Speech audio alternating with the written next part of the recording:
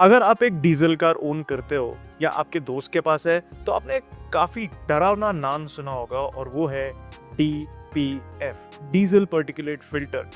अब ये जो डरावना चीज है ये पेट्रोल कार्स में भी आने वाला है GPF के नाम पे, गैसोलीन पार्टिकुलेट फिल्टर। अब सबसे बड़ा क्वेश्चन ये है कि जो डीजल में इश्यूज होते हैं क्या वो पेट्रोल कार्स में भी होने वाले हैं। अभी ये भी बताया गया है कि जो GPF है ये ओनली टर्बो GDI इंजन्स में होंगे, नेचुरली एस्पिरेटेड इंजन्स में नहीं आएगा।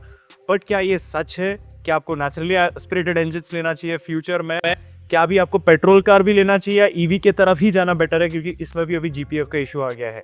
तो ये सारे क्वेश्चंस को हम कवर करेंगे। आपको मैं GPF DPF का वर्किंग बताऊंगा इन सिंपल टर्म्स, तो पूरे वीडियो एंड तक देखिए, you will actually find it very informative. अभी ये जो DPF है एक बहुत बड़ा इशू बन चुका है डीजल कार ओनर्स के लिए, क्योंकि पहले डीजल कार्स में इतने इश्यूज नहीं आते थे जितने अभी आ रहे हैं with the diesel particulate filter. अभी इस प्रॉब्लम को समझने के लिए पहले हमें ये जानना होगा कि DPF आखिर काम कैसे करता है। आप पहले कार्स में देखते थे ना, तो पुराने डीजल कार्स में काला धुआं आता था क्योंकि ये फिल्टर नहीं होता था, तो एग्जॉस्ट से बाहर निकल जाता था। तो बेसिकली ये जो बर्निंग होता है ना डीजल कार्स में, वो उतना क्लीन नहीं होता है, तो एग्जॉस्ट से निकल जाता था काला धुआं। इस काला धुआं को रोकने के लिए इस फिल्टर को लगाया गया था। बट आप सोचिए, इस काला धुएं को रोकने के लिए अभी जब आप फिल्टर लगाते हो तो उसका भी एक कैपेसिटी होता है। थोड़े टाइम बाद ये फिल्टर भी फुल हो जाता है।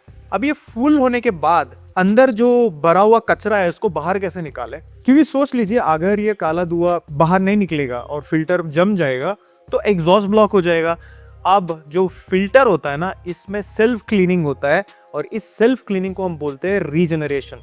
तो ये जो DPF का फिल्टर जो है अपने आप को क्लीन कर लेता है, बट इसका सबसे बड़ा नुकसान ये है कि क्लीन करने के लिए भी आपको स्पेसिफिक रूल्स फॉलो करने पड़ते हैं। अब ये जो DPF को रीजनरेट करने के लिए एग्जॉस्ट का जो टेम्परेचर होगा वो 600 डिग्री सेल्सियस तक पहुंचना बहुत जरूरी है। और इस 600 डिग्री को पहुंचने के लिए आपको क्या करना पड़ता है? जो डीजल कार्स में जब आप सिटी में चलाते हो, जो एग्जॉस्ट का जो टेम्परेचर है वो 200 से लेके 300 डिग्री तक ही पहुंचता है। आपको 600 डिग्री तक पहुंचाना है इसको।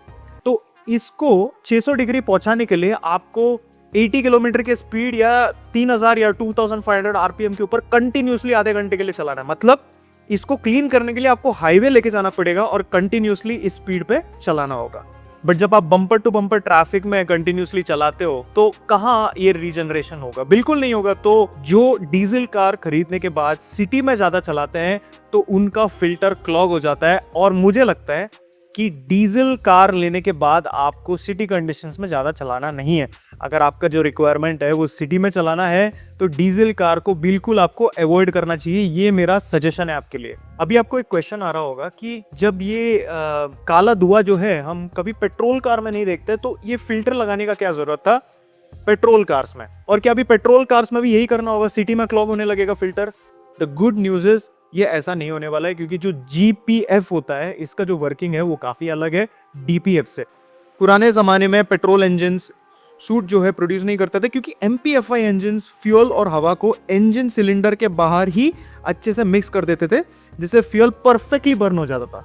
बट आजकल बेटर माइलेज और परफॉर्मेंस निकालने के लिए टर्बो GDI इंजन्स आ गए। अभी टर्बो GDI इंजन्स को आपने बहुत सारे कार्स में देखा होगा, जैसे Hyundai के कार्स हैं, इवन महिंद्रा के जो XUV 3X हो उसमें भी आपको टर्बो GDI का ऑप्शन मिल जाता है। जो GDI इंजन्स है उसमें पेट्रोल को बहुत हाई प्रेशर से सीधा इंजन सिलेंडर के अंदर स्प्रे किया जाता है, ठीक उस वक्त जब स्पार्क प्लग फायर होने वाला होता है, क्योंकि फ्यूल और हवा को मिक्स होने के लिए बहुत कम टाइम मिलता है।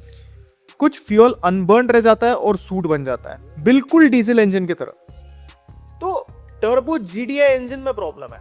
टर्बो GDI इंजन की वजह से यहाँ पे आपको GPF फिल्टर देखने मिल रहा है। सो ये जो इसका इंटरनल वर्किंग है ये सूट प्रोड्यूस कर सकता है बिल्कुल डीजल इंजन की तरह।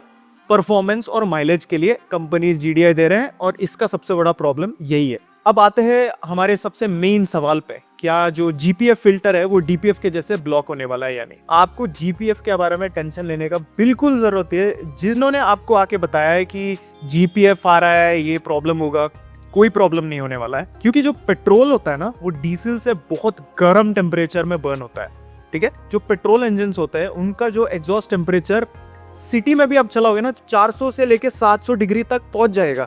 तो अगर आपको डीपीएफ क्लीनिंग या रीजनरेशन करना है तो आप सिटी में चला के ही कर सकते हो पेट्रोल इंजन पे। अब ये टर्बो जीडीआई इंजन जो होते हैं, ये इसमें जो जीपीएफ होगा ये अपने आप रीजनरेट करने लगेगा अगर आप सिटी ट्रैफिक में चलाओगे।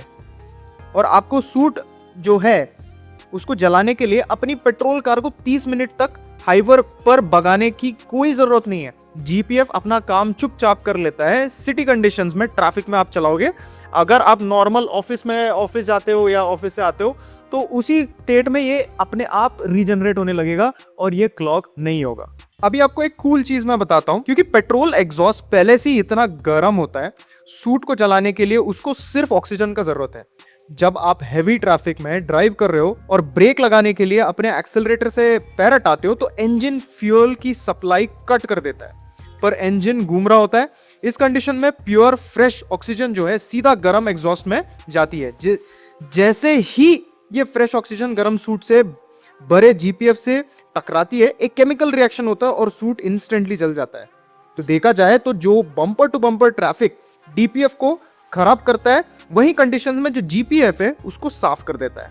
तो दोस्तों देखिए, अगर आप रिलायबिलिटी के बारे में सोच रहे हो तो मैं आपको रिकमेंड करूंगा आप नेचुरली एस्पिरेटेड इंजन की तरफ जाओ। इसमें कोई कॉम्प्लिकेशन नहीं होता, इसमें कोई फिल्टर भी नहीं आएगा, इसका जो रिलायबिलिटी लेवल्स है वो भी हाई होता है। देखिए, आप टर्बो जीडीआई इंजन लेते हो तो एक तो जीडीआई जो इंजन होता है उसका जो वर्किंग है वो स्लाइटली डिफरेंट है, उसमें फिल्टर भी आ जाएगा। उसके साथ टर्बो चार्जर को भी एक एक्स्ट्रा कंपोनेंट के नाम पे आपको लेना चाहिए, क्योंकि जो टर्बो चार्जर है उसमें भी अगर कुछ इशू आता है then you will have problem with reliability.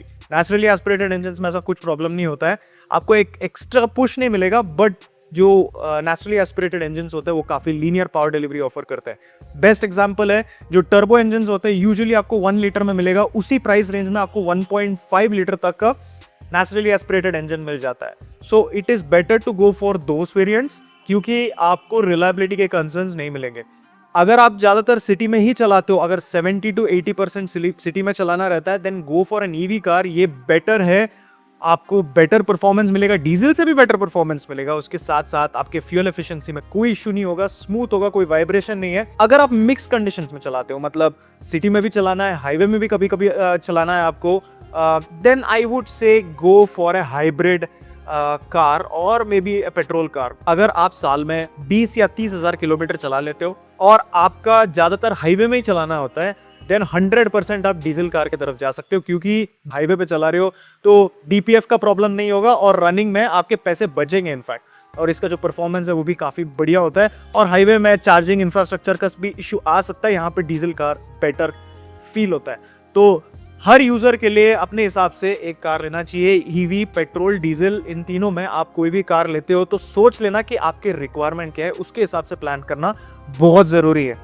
आपको मेरा कार कंसल्टेशन लेना है तो please check my website autocritic.in, बहुत ही इंफॉर्मेटिव कंटेंट आता है उसमें। अगर आपको मेरा कंसल्टेशन चाहिए तो drop me an email at contact@gmail.com। The plans are very affordable, बहुत ज़्यादा पैसा आपके बचेंगे when you go to buy the car। अगर ये वीडियो आपको पसंद आया है तो please hit that subscribe button and share it with your friends, उनको भी बहुत इंफॉर्मेटिव लगेगा, बहुत लोगों को इसके बारे में पता नहीं है। I will see you again, take care, always drive safe, wear your seat belt.